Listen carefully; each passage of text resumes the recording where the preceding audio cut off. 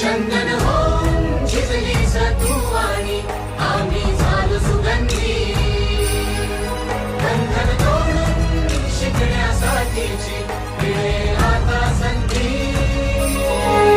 त्याग आई तुझी ती लढाई स्वाभिमानी हक्कासाठी